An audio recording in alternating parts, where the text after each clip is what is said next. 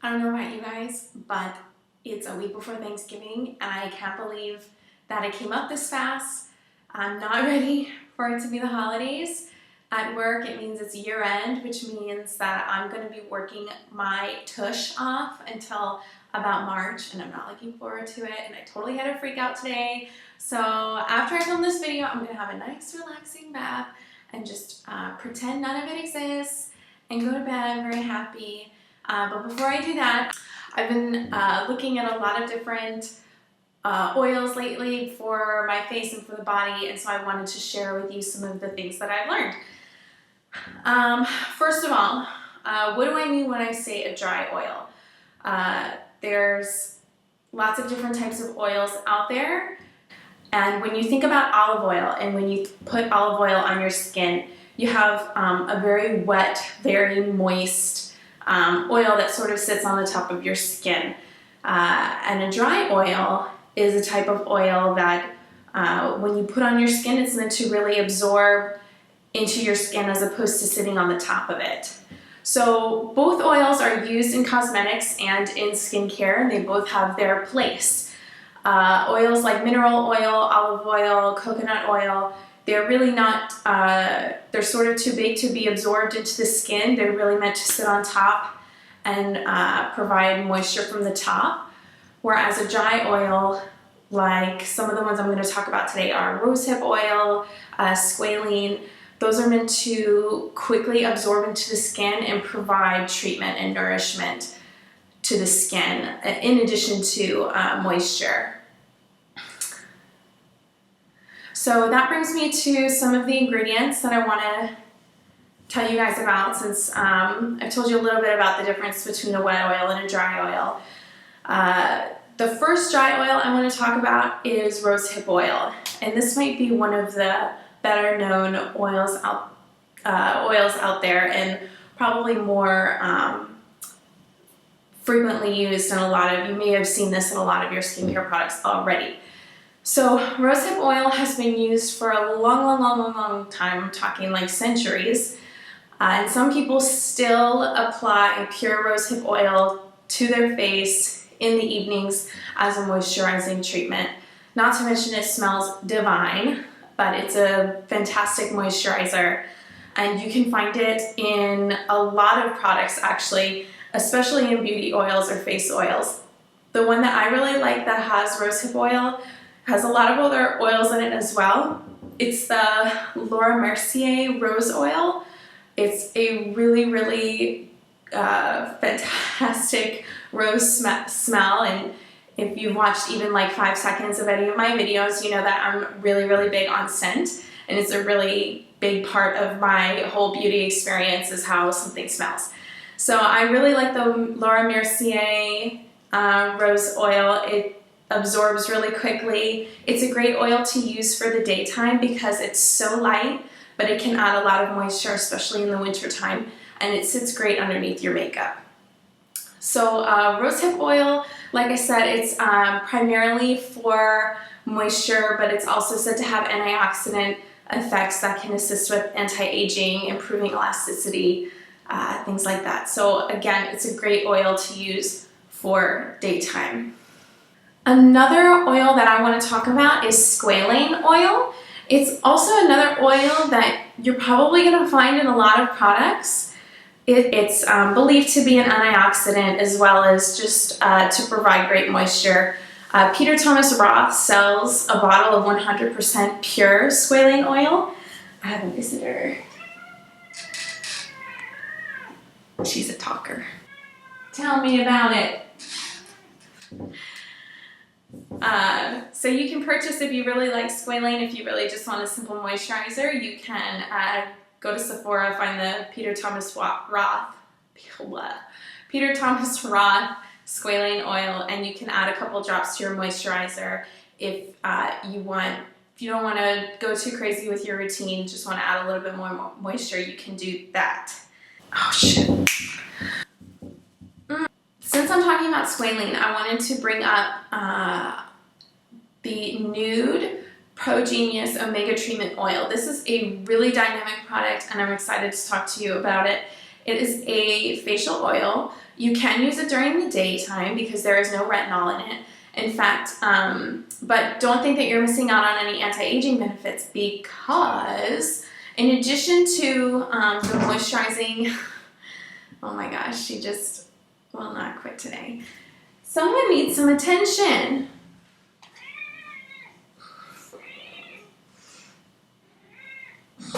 You are a mess. You are a mess. Okay, just be there. Just be there.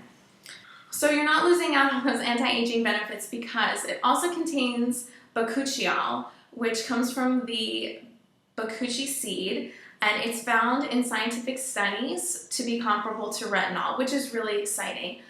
Plus, third thing's the charm, it is also containing thyme and rosemary extract, which have clarifying properties, which makes this a fantastic product for people with oily and combination skin.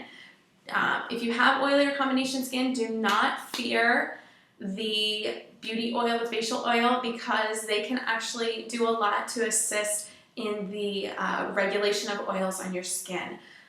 Plus, they can have detoxifying effects, such as the rosemary oil in particular is known to have clarifying effects on your skin. So this is a fantastic product. I can't remember if I mentioned also that it's vegan, so it's just really good. It's a really, again, I love facial oils because they can add a lot of moisture. Dry oils in particular, they can add a lot of moisture without adding any weight at all, which means they go great under makeup during the daytime. Oh my gosh, get in! You're driving me cray-cray. Oh, say hi. This is my three-legged baby, fur baby. Ren, she just loves being held. Ah. Maybe I scared her away. So again, okay, wow, where were we? Okay, blue tansy is the next ingredient that I want to talk to you about, and this is a really exciting ingredient.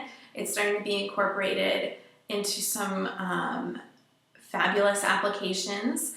It's you can purchase it in the Lapis Beauty Oil from Herbivore, and you can also find it in the Luna Beauty Oil by Sunday Riley. Everyone's going absolutely bananas over the Luna right now. It's a sleeping oil, and I'll talk about that particular product in a second, but I want to talk about blue tansy right now.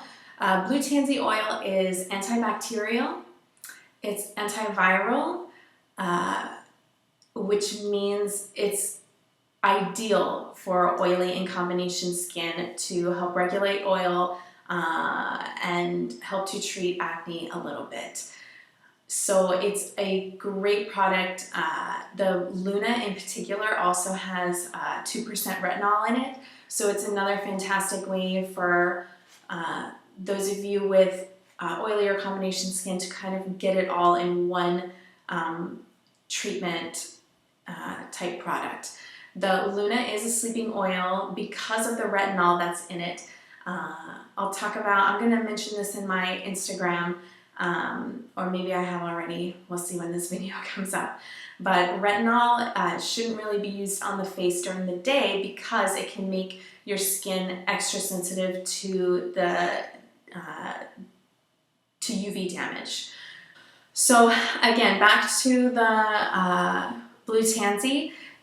It's a fantastic ingredient. It's kind of changing the game for folks with oily and combination skin. You can also find blue tansy in a much less expensive application in the Lapis facial oil from Herbivore. It's also got blue tansy in it, and it's, I mean, I've got to tell you, this blue, it's like indigo blue, it's shocking blue, which makes for a really pretty vanity tray, I must say. This is a product that I wish I could use. It's not going to be super helpful for me because I don't really need that detoxifying element, but I wanted to make a special effort to pick a lot of facial oils out there for folks with oily or combination skin who might not think that beauty oil is for you. So you can go to Sephora and sample the Luna. Herbivore, like I said, is a much more reasonable price, and they actually have a roll-on of the Lapis Beauty oil that you can buy if you just want to try it. So lastly, I want to talk about an ingredient that I'm really excited about for my super desert dry skin, and that's sea buckthorn oil. And this is a product that's been used for centuries in the really frigid climates of Russia. They were using this seed from the sea buckthorn bush a long time ago, and using it to help protect their skin from the frigid and dry winters. And it's a product that I have found in a lot of the Clear Skin products. This is a lesser known brand that I found on the Ether Beauty website. Ether Beauty? I'm not really sure how to pronounce it. It's out of, it's a wing of the Ether fashion line, and they just started a sort of beauty wing of their business based out of Venice. Everything's online right now, but they are sourcing some really exciting products. Anyway, I'm really anxious to try the Radiance beauty oil from the Clear Skin. It contains a really magical concoction of a whole bunch of great ingredients, including sea buckthorn oil, and they claim it's like wearing your favorite Instagram filter around with you all day long. So who wouldn't want that? So I'm excited to try that product in the future. For the last few nights, I've been wearing the Luna sleeping oil at night just to kind of see. I've used retinol on my under eye area, which is typically really sensitive, and I didn't have a problem with it. I wanted to just get a sample size to try the Luna on my face to see if I would react to it. And just since I'm talking about retinol right now, if you're interested in using a retinol treatment, especially at night, to avoid obviously the mistake of using it during the day, the Luna has 2% retinol, and there's also a Peter Thomas Roth night oil that has 3% retinol in it. If you're really looking for, if you can tolerate retinol and you really want to go for it with the anti-aging benefits. So that's all for today. Oh, I almost forgot, but I didn't. I just wanted to tell you guys about how my DIY went. And that was when I made the body oil according to Herbivore's email. They sent out an email if you're on their mailing list about a DIY body oil where you can, they suggest some carrier oils and some essential oils. I chose, I had grapeseed oil in my house because I cook with it, and I went out to Whole Foods and I bought bergamot essential oil, and Whole Foods even had these.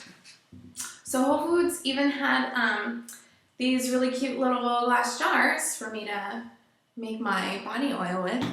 And I've used it a couple times. I'm going to use it again tonight after my bath.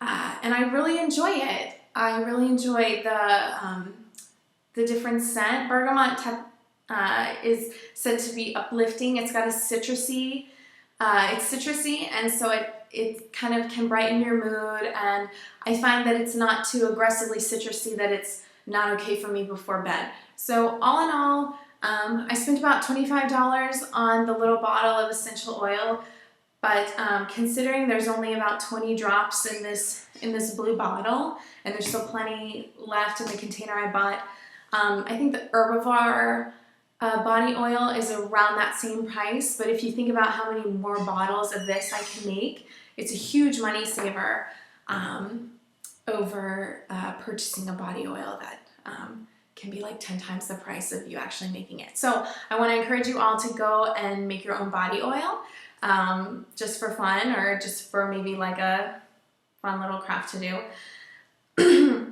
And lastly, I said I would mention coconut oil, and in my research on applying oil as a treatment for your skin, I also wanted to mention that as far as hair goes, coconut is king.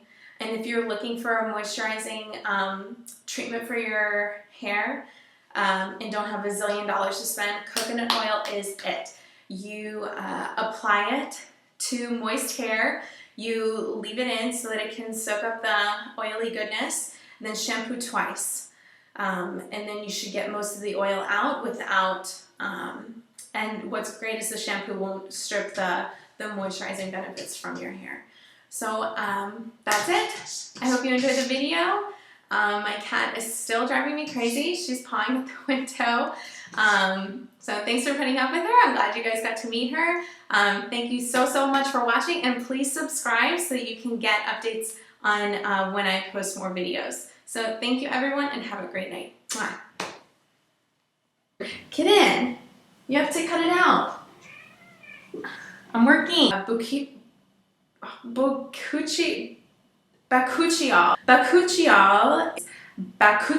Yeah, bakuchiol. The bakuchi seed. Oh, there's a lot of outtakes in this one.